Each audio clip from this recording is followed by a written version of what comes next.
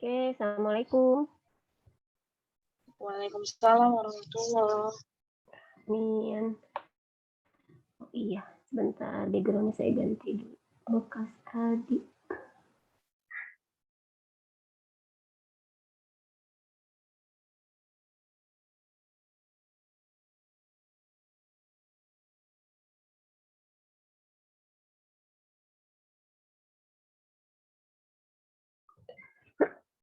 Materi minggu lalu kita sampai mana ya? Anestesi umum ya? Iya, Bu. Anestesi umum. Ya. Kalau Iya. Idul Adha itu tanggal berapa jadinya? Kayaknya tanggal 9 ya, Bu. Enggak, 9. Tapi kalau Tapi nggak tahu juga, Bu. kemarin, iya, karena kan kemarin 1 Zulhijjahnya aja jadi mundur kan ya? Nggak, soalnya kalau pakai tanggal sesuai dengan kalender itu kan berarti di tanggal 9 ya Idul Adha. Nah, kalau misalnya tanggal 9 artinya minggu depan itu kita libur gitu kan, tanggal merah karena Idul Adha. Nah, berarti di minggu yang tanggal 16 itu kan sudah minggu tenang. Ya, jadi sih pengennya sih saya diusahakan hari ini langsung kelar semua gitu. Takutnya minggu depan itu tanggal merah seperti itu. Ya kalau nggak tanggal merah, alhamdulillah. Cuma kalau tanggal merah ini gitu ya. Masalahnya kita di hari Sabtu, kemudian hari Seninnya kalian udah ujian lagi kan. Kasihan kalau masih ada ini. Oke, paling nanti agak ngebut sedikit aja untuk penjelasan materinya ya. Jadi kalau memang nanti keburu, kita langsung 2 materi ya, materi anestesi lokal sama antihistamin.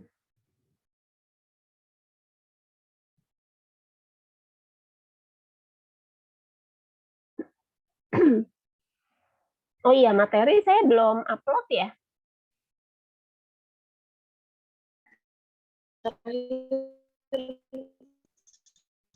Itu analitik.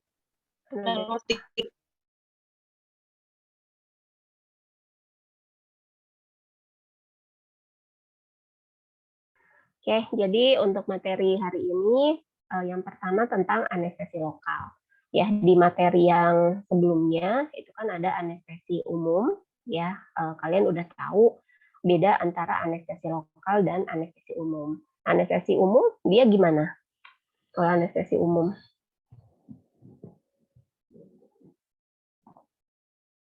yang membedakan dengan anestesi lokal apa sih?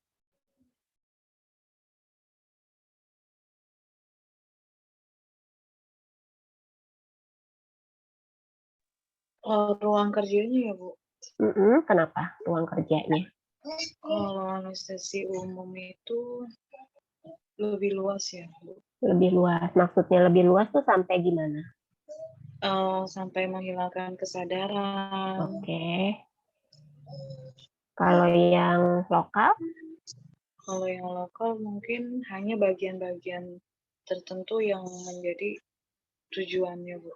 Oke, ya. Jadi memang perbedaan yang spesifik sekali adalah di kesadaran ya. Kalau misalnya anestesi umum itu kan berarti dia sampai dengan menghilangkan kesadaran. Ya, tapi kalau anestesi lokal hanya di bagian tertentu saja. Misalnya kita ada pasien perlu tindakan di bagian gigi gitu ya, ya giginya saja yang uh, tidak akan terasa nyerinya gitu ya. Tapi kalau untuk umum berarti sampai dengan menghilangkan kesadaran.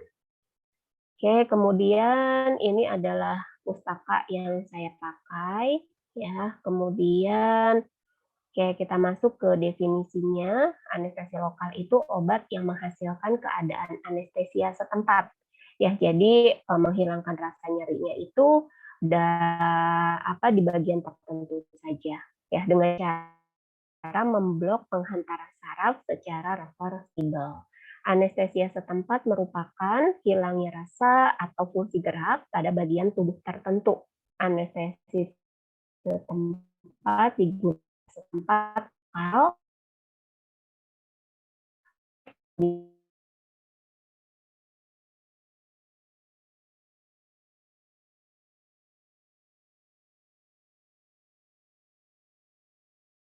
Jadi kalau untuk anestesi lokal itu memang biasanya tuh di bagian apa bagian kulit ya, bagian kulit atau permukaan mukosa atau sampai dengan ke otot gitu ya. Tapi kalau misalnya anestesi umum itu sudah berbeda seperti yang tadi dikatakan sama Mbak Sally gitu ya, dia cara kerjanya lebih luas lagi, bukan hanya di bagian tertentu saja. Nah, ini adalah sifat-sifat ideal yang diinginkan dari anestesi lokal. Yang pertama adalah tidak mengiritasi jaringan dan tidak menyebabkan kerusakan permanen. Kemudian yang kedua, toksisitas sistemiknya dia rendah. Kemudian efektif jika disuntikan ke dalam jaringan atau digunakan secara setempat di kulit atau di membran mukosa. Kemudian awal kerja anestesi cepat dan masa kerjanya pendek. Ya, karena memang kalau anestesi lokal ini ya jangan sampai lama juga gitu ya. Misalnya kalau kita kayak cabut gigi, itu kan awal kerjanya cepat dia ya. Baru saja misalnya disemprot gitu ya sama anestesi, kemudian udah langsung nggak terasa nyeri. Tapi nanti untuk masa kerjanya bagian gusi itu tidak rasa nyerinya tidak terasa itu juga cepat juga gitu ya, nggak terlalu lama. Nah, kemudian kita masuk ke SAR ya atau HSA ya, hubungan struktur dan aktivitas. Tentu saja HSA-nya ini terhadap aktivitas sebagai anestesi lokal. Nah, di sini anestesi lokal itu struktur umumnya dia terdiri dari tiga bagian penting yang terdiri dari cincin aromatik, kemudian ada rantai antara atau yang disebut dengan linker, kemudian yang ketiga adalah gugus amin ya, yang biasanya adalah tersier amin dengan pKa antara 7,5 sampai 9. Nah, ini adalah struktur umum dari anestesi lokal ya, yang terdiri dari tiga bagian penting tadi. Ini adalah cincin aromatiknya, kemudian linker ini adalah rantai antara, ya kemudian yang ini adalah gugus amin. Ya, gugus aminnya itu dia termasuk ke dalam tersier amin. Ya. Kemudian, nah ini bagian-bagian pada struktur umum tadi, ya tadi kan dikatakan kalau anestesi lokal itu terdiri dari tiga bagian penting. Yang pertama adalah cincin aromatik, ya yang ini cincin aromatik. Nah dia itu merupakan bagian lipofilik dari anestesi lokal yang membantu dalam penetrasi ke dalam membran biologis. Artinya cincin aromatik ini dia yang sifatnya non-polar ya, atau dia suka akan lemak ya, atau larut di dalam lemak. Nah, adanya substituen pada cincin aromatik ini dapat meningkatkan lipofilik dari cincin sehingga meningkatkan aktivitas. Ya, jadi ketika pada cincin aromatik ini, makanya di sini ada R, ya artinya jika dia dilakukan substitusi, ya atau pengikatan dengan substituen yang lain, nah ini dapat meningkatkan aktivitasnya, gitu ya. Nah, substituen lipofilik ini dapat meningkatkan kemampuan molekul untuk berpenetrasi ke dalam membran saraf dan meningkatkan afinitasnya pada reseptor. Jadi ini hampir sama sih dengan anestesi umum yang kemarin ya. Di anestesi umum itu juga kan sangat dilihat sekali sifat fisikokimianya, yaitu sifat kelarutan.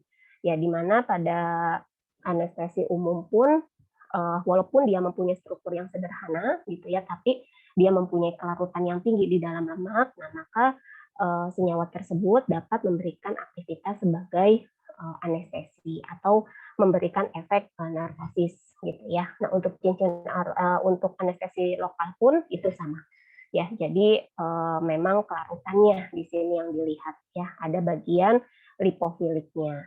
Nah itu yang nantinya akan meningkatkan afinitas atau pengikatan antara molekul obat ya dengan reseptornya, sehingga akan timbul yang namanya aktivitas sesuai dengan yang diinginkan. Kalau dia sebagai anestesi lokal, ya aktivitasnya berarti sebagai anestesi lokal.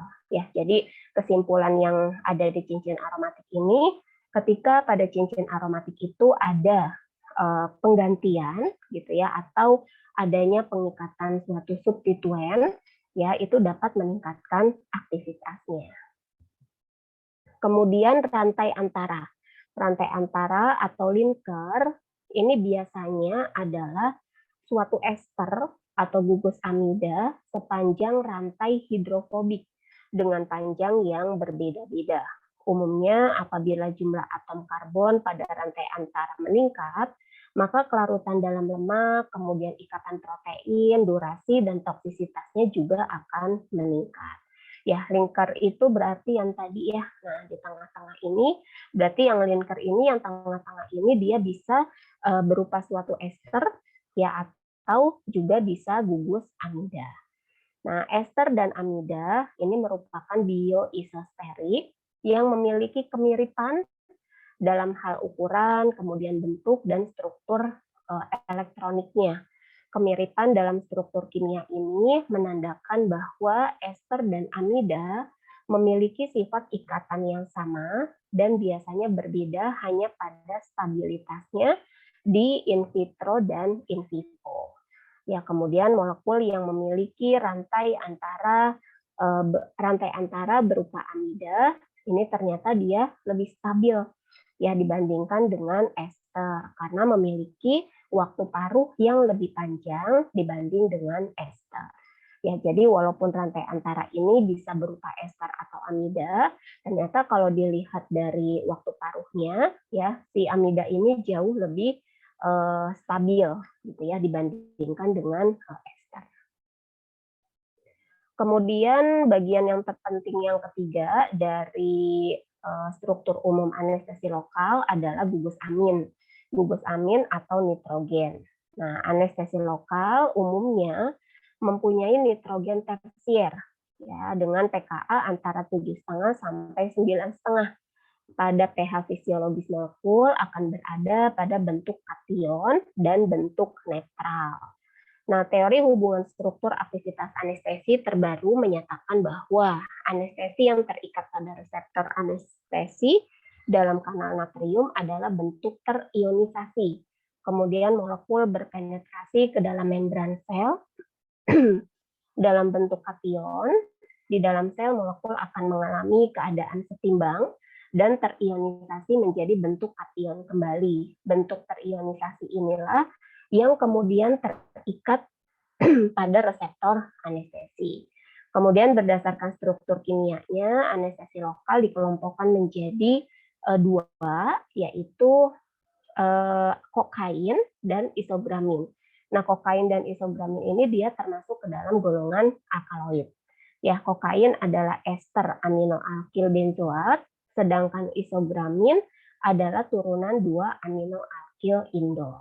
Ya, jadi untuk gugus amin ini berhubungan dengan HSA terhadap ini ya ikatan kimia.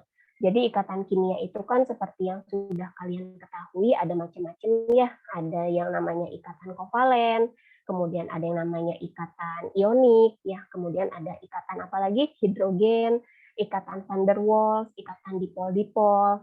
Nah, kalau untuk yang di gugus amin ini, dia masuknya adalah ke ikatan ion. Ya, dimana kan kalau ada ikatan ion itu adanya serah terima elektron ya. Jadi ketika ada satu atom yang kekurangan, dia akan memberikan elektronnya kepada atom yang kelebihan.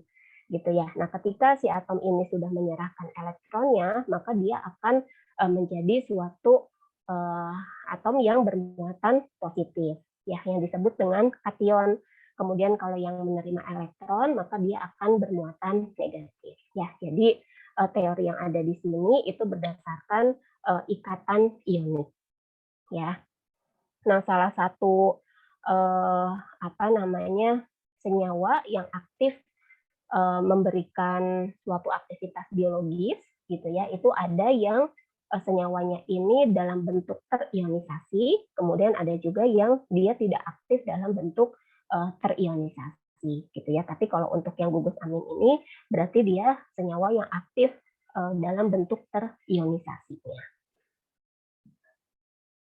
Kemudian ini adalah turunan asam benzoat ya, yang tadi kan anestesi lokal itu dibagi menjadi dua ya, dari golongan alkaloid ada yang kokain sama isogramin. Nah, ini untuk yang turunan asam benzoat. Nah, turunan asam benzoat ini adalah senyawa sintetik yang diturunkan dari struktur kokain. Ya, nah ini adalah struktur umumnya. Ini adalah gugus aril. Gugus aril itu biasanya berupa apa sih? Kalau gugus aril?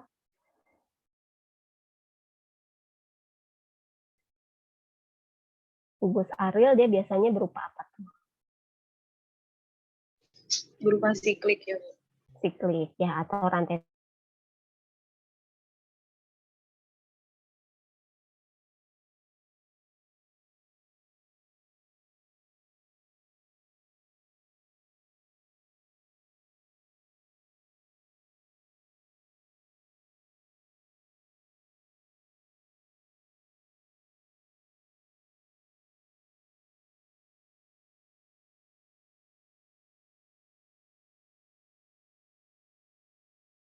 bagian mana nih yang harus dia lipofilik, kemudian bagian mana yang harus hidrofilik. Oke, ini penjelasan bagian-bagiannya. Tadi ada gugus aril. Nah, gugus aril ini dia radikal aril terikat secara langsung ke gugus karbonil atau terikat melalui gugus vinil. Jika sistem terkonjugasi ikatan rangkap diputus melalui pemasukan gugus CH2, metil ya atau etil, alkilen antara cincin aromatik dan gugus karbonil, maka aktivitas akan turun atau hilang. Ya, ternyata kalau pada gugus aril itu di adanya pemasukan etil atau metil ya di antara cincin aromatik dan gugus karbonilnya, maka aktivitas dari anestesinya akan turun atau bahkan bisa sampai ke hilang.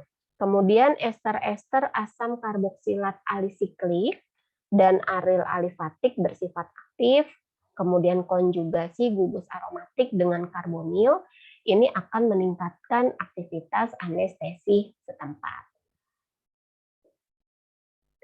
Kemudian substitusi gugus aril dengan substituen yang meningkatkan kerapatan oksigen karbonil atau donor elektron dapat meningkatkan aktivitas karena senyawa yang dihasilkan terikat ke reseptor lebih kuat. Kemudian substitusi gugus aril dengan substituen akseptor elektron, contohnya adalah NO2, ini akan menurunkan atau menghilangkan aktivitas karena senyawa tidak dapat terikat ke reseptor. Ya, jadi kalau untuk substituen etil, metil, ya kemudian juga suatu akseptor elektron ya seperti NO2 terikat pada gugus aril, ini sama-sama dapat menghilangkan aktivitas dari anestesinya. Kemudian jembatan X, ya jembatan X tadi ada ya. Nah, yang ini jembatan X itu dia berupa atom karbon atau bisa juga oksigen, nitrogen atau sulfur. Nah, modifikasi ini sangat menentukan kelompok kimia tiap turunan senyawa dan juga mempengaruhi masa kerja dan toksisitas relatif. Pada umumnya amida, nah kalau amida ini berarti X-nya dia mengikat N. Ya, dia lebih resisten terhadap hidrolisis metabolik daripada ester. Kalau ester berarti X-nya ini dia berupa O, kemudian tioester X-nya ini adalah S, dan ternyata dia dapat menyebabkan dermatitis.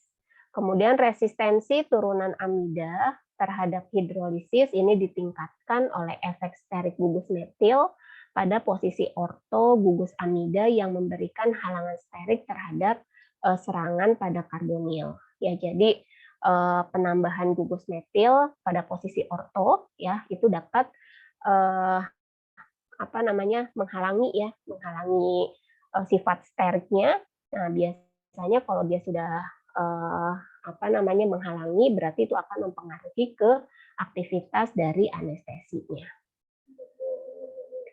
Kemudian yang ketiga adalah gugus aminoalkil.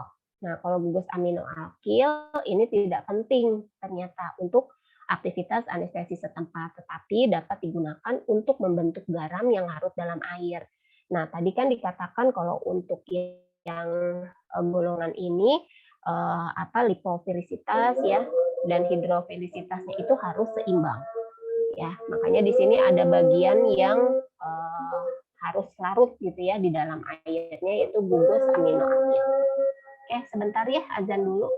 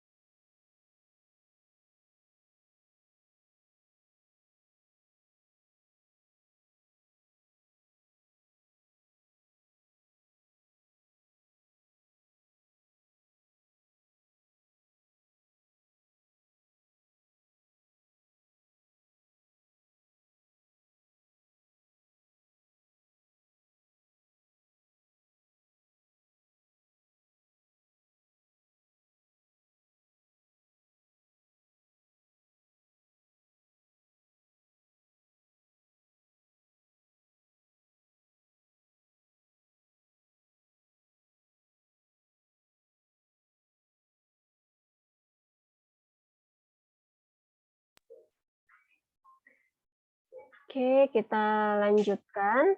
Ya, jadi gugus aminoalkil ini dia yang untuk menyeimbangkan tadi ya, untuk kelarutan di dalam lemak dan di dalam airnya.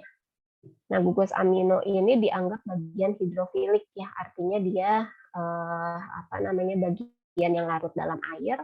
Nah, bagian hidrofilik molekul anestesi setempat. Tadi kan dikatakan aminoalkil ini dia baiknya itu adalah amina tersier. Ya, nah kenapa di amina tersier? Karena dengan amina tersier ini akan menghasilkan obat yang lebih bermanfaat dibandingkan dengan amina sekunder. Kalau amina sekunder ternyata dia bekerjanya lebih lama, ya. Kemudian dia dapat menyebabkan iritasi. Kemudian untuk yang amina primer ini tidak terlalu aktif dan dapat menyebabkan iritasi juga. Ya, makanya untuk gugus aminonya ini dia merupakan suatu gugus amina tersier.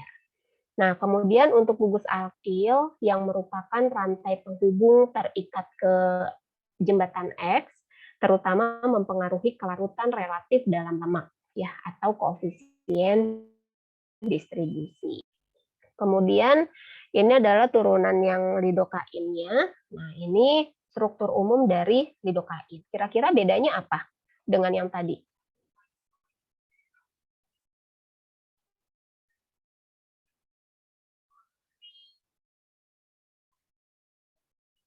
Ada bedanya kah?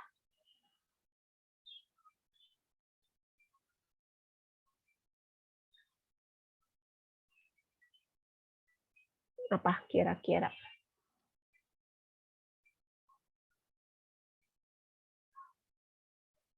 Mbak Septia, ada Mbak Septia? Septia Wafa?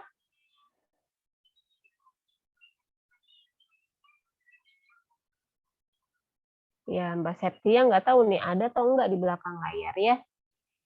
Mbak Silvi Nurani. Iya Ibu, Silvia hadir Bu. Lagi Oke. Mbak Silvi, bedanya apa nih Mbak Silvi? Videonya mungkin bisa dinyalain Mbak. bentar Bu.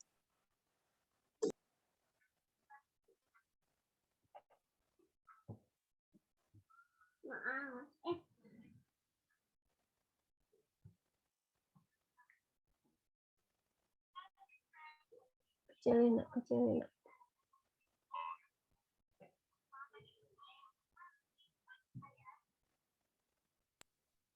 Ya Ibu. Bedanya apa Mbak dengan turunan yang tadi pertama? Dari strukturnya? Struktur dari aktivitas lidokain ya Bu. Ya, lidokain dengan apa tadi turunan yang pertama?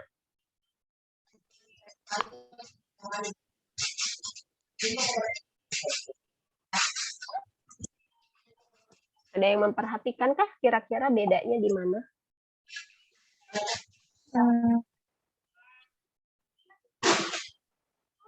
Dari aminoakilnya bukan Bu?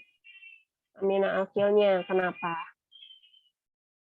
Kalau yang tadi sih klik bukan? Yang tadi sih klik. Mungkin yang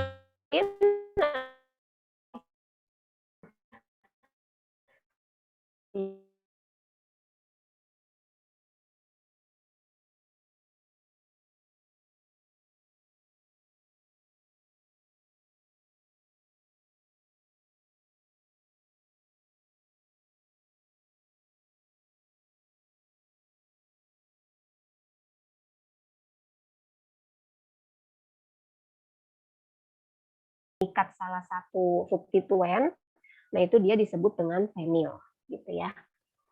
Nah, kemudian substitusi gugus fenil dengan metil pada posisi 2 atau 2 dan 6 ini dapat meningkatkan aktivitas. Jadi ketika gugus fenil yang ini di posisi nomor 2 atau nomor 2 dan 6 ya, misalnya nanti kan ada benzen tuh. Ya, benzen itu kan nanti ada nomornya ya, biasanya ada nomor 1, 2. Nah, nanti kalau dia posisi nomor 2 dan 6 mengikat gugus metil, maka aktivitasnya akan meningkat. Kemudian ikatan amida ini lebih stabil. Ya, ikatan amida lebih stabil terhadap hidrolisis dibanding dengan ikatan ester. Kemudian substituen X, dia dapat berupa atom karbon. Ini contohnya adalah isogramin. Kemudian kalau X-nya ini dia berupa oksigen, ini contohnya adalah lidokain. Kemudian kalau dia X-nya ini nitrogen, maka contohnya adalah fenakain. Turunan lidokain XO, X-nya ini sama dengan O, dia lebih bermanfaat secara klinik. Ya, jadi dari substituen X ini yang terikat pada C ya, yang ini nih ikatan rangkat C. Jadi yang paling bermanfaat itu ketika X-nya ini adalah mengikat oksigen atau si lidokain itu. Kemudian gugus aminoakil pengaruhnya serupa dengan turunan asam benzoat. Ya, jadi untuk yang gugus aminoakil ini kalian bisa lihat di turunan asam benzoat atau di turunan yang sebelumnya yang tadi. Gugus aminoakil ini kan berarti kalau yang di asam benzoat itu ininya ya, sifat kelarutannya ya, hidrofilik atau lipofilik gitu ya, untuk menyeimbangkan. Oke, kemudian klasifikasi dari anestesi lokal di sini berdasarkan masa kerjanya. Anestesi lokal itu dibagi menjadi 3. Ada yang masa kerja pendek, contohnya adalah kloroprokain dan prokain. Masa kerja sedang, contohnya adalah kokain, kemudian lidokain, mepivakain, dan priloksin. Kemudian yang masa kerja lama, contohnya adalah bupivacain, dibukain, etidokain, dan tetrakain. Ya, jadi ini klasifikasi dari anestesi lokal. Oke, kemudian ada anestesi lokal yang digunakan untuk pengobatan. Ya, yang pertama adalah turunan ester. Turunan ester ini dibagi menjadi yang pertama ester asam benzoat. Nah, yang termasuk ke dalam ester asam benzoat itu ada kokain, meprilkain, isobukain, siklometilkain, piperokain. Ya, nah kokain ini kalian juga pasti udah tahu ya dulu waktu mungkin kalau yang pernah dulunya di SMK Farmasi ya atau di SNF ini juga pernah dijelaskan ya di farmakognosi. Dia merupakan alkaloid yang diperoleh dari daun Erythroxylon coca dan spesies Erythroxylon lainnya. Molekul kokain mengandung bagian ekgonin yang mempunyai 4 atom karbon asimetris, di mana atom C1 dan C5 ini berhubungan dengan intramolekuler, sehingga hanya terdapat 8 isomer aktif optik. Pada kokain, gugus benzil oksi di C3 dan metoksi karbonil di C2 adalah cis terhadap jembatan nitrogen. Pada pseudokokain yang juga aktif, gugus metoxykarbonil pada posisi trans, kemudian kokain bersifat memutar bidang polarisasi ke kiri. Toksisitas kokain dapat menghalangi pemakaian untuk selain anestesi topikal. Dan bahkan untuk anestesi topikal, penggunaannya dibatasi karena dikhawatirkan menyebabkan reaksi sistemik dan adiksi. Nah, ini adalah struktur umum dari kokain ya. Nah, ini kan ada arealnya, kemudian ini karena si kokain ini kan turunan dari benzoat ya, asam benzoat, maka strukturnya pun ya sama seperti yang asam benzoat tadi ya, ada arealnya, ada gugus karbonilnya. Ya, cuma beda di sini nih. Ya. Kemudian yang kedua adalah meprilkain. Nah, meprilkain ini dia biasanya digunakan untuk tindakan kedokteran gigi dalam bentuk larutan yang mengandung epinefrin, kemudian untuk anestesi infiltrasi dan pemblokan saraf. Meprilkain lebih poten dan terhidrolisis lebih cepat dalam serum dibanding dengan prokain. Nah, digunakan pada kedokteran gigi untuk infiltrasi dan pemblok saraf larutan 2% yang mengandung epinefrin. Nah, ini kemarin saya ke dokter gigi ya, kedengeran tuh dokter sama asisten itunya ya. Kan biasanya kalau dokter gigi suka ada asistennya lagi ya. Nah, itu kedengeran tuh, dok pakai epinefrin gitu. Nah, ini dia salah satu contoh dari turunan yang meprilkain. Nah, ini adalah struktur kimianya. Ya, ini juga sama, dia masih termasuk ke dalam turunan asam benzoat. Ya, aryl, kemudian ada gugus karbonilnya, kemudian di sini juga ada aminnya, ya. Nah, kemudian kalau kita mau melakukan modifikasi, ya seperti biasa nih ada di R-nya ya. Ketika R-nya ini dia mengikat suatu propil, nah ini adalah meprilkain. Tapi kalau isobutil dia sudah berbeda. Dia namanya adalah contohnya isobukain. Oke, kemudian isobukain. Isobukain strukturnya berbeda ya dengan meprilkain karena mempunyai gugus nisobutil sebagai pengganti gugus propil dan meprilkain. Isobukain lebih aktif seperti metrilkain dan mempunyai masa kerja lebih pendek daripada prokain. Juga digunakan pada kedokteran gigi untuk infiltrasi dan pemblok saraf. Nah, ini untuk yang isobukain. Ya, nih hampir sama, beda di ininya ya, struktur rantai sampingnya. Kemudian yang keempat, siklometilkain. Nah, ini anestesi lokal yang efektif pada kulit yang rusak atau berpenyakit seperti pada luka bakar, ya, kemudian pada membran mukosa rektal serta urogenital. Nah, ini dia tidak boleh untuk penggunaan pada membran mukosa, sistem pernapasan bagian atas atau mata. Biasanya dia digunakan dalam bentuk salep atau krim dengan konsentrasi 0,25 sampai 1%. Kemudian ada lagi piperokain. Ya, kalau piperokain ini strukturnya beda ya dengan siklometilkain karena tidak adanya gugus sikloheksiloksi digunakan untuk anestesi mata. Nah, kalau yang tadi kan siklometilkain itu dia tidak bisa untuk ini ya mukosa. Nah, tapi kalau piperokain dia justru bisa dia untuk anestesi di mata. Kemudian selain di mata untuk hidung dan tenggorokan, kemudian bisa juga untuk infiltrasi dan pemblok saraf dengan konsentrasi 0,5 sampai 2%. Nah, ini struktur dari piperokain dan siklometikain. Ya, jadi beda di R-nya. Kalau piperokain dia mengikat gugus H, ya. Kalau siklometikain berarti dia mengikat gugus siklo. Namanya juga siklo, ya artinya dia rantai tertutup, tapi dia tidak mempunyai ikatan rangkap terkonjugasi. Ya. Kemudian yang kedua adalah turunan ester asam amino benzoat. Ya, ini turunan yang biasa digunakan untuk pengobatan.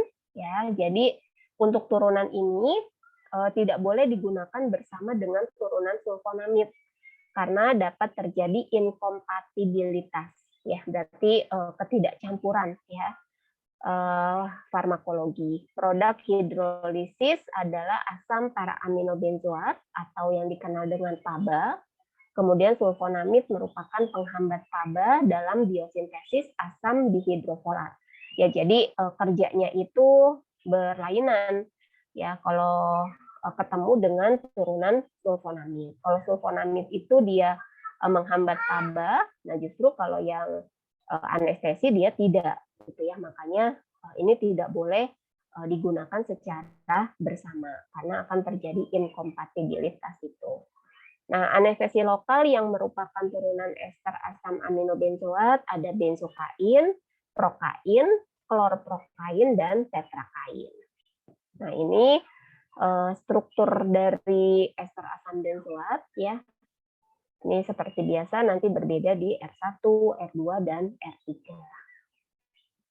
Nah, ini contoh-contohnya. Kalau R1-nya dia mengikat H, R2-nya H juga, R3-nya H juga, berarti dia benzoat. Kemudian ada prokain, klorprokain, dan tetrakain. Kemudian turunan ester asam aminobenzoat. Ini berarti masih yang tadi ya, cuma contoh-contohnya. Tadi kan contoh dari turunan ester asam benzoat itu ada benzokain. Ya, benzokain ini merupakan ester etil para aminobenzoat. Ya, biasanya dia digunakan dalam bentuk krim dan salep pada kadar 1 sampai 20%. Dia aman ya karena sifatnya tidak mengiritasi dan tidak toksik. Kemudian ada lagi prokain HCl. Nah, kalau prokain HCl ini merupakan amina aromatik primer sasaran dekomposisi oksidatif. Di samping itu gugus aromatik primernya dapat bereaksi dengan glukosa membentuk prokain N-glukosida, tetapi mengubah efek klinik secara bermakna. Nah, prokain HCl ini tidak efektif pada kulit utuh atau membran mukosa, tetapi cepat bekerja jika digunakan sebagai infiltrasi. Kemudian contoh yang ketiga adalah klorprokain. Nah, kalau klorprokain ini dia analognya ya dengan prokain, cuma beda di substituennya. Substituen klornya ini dia adanya di posisi 2 pada cincin aromatik. Atom klor yang menarik elektron ini dapat menurunkan kestabilan gugus ester terhadap hidrolisis, sehingga klorprokain terhidrolisis dalam plasma 4 kali lebih cepat dibandingkan dengan prokain. Kemudian yang keempat adalah tetrakain. Nah, kalau tetrakain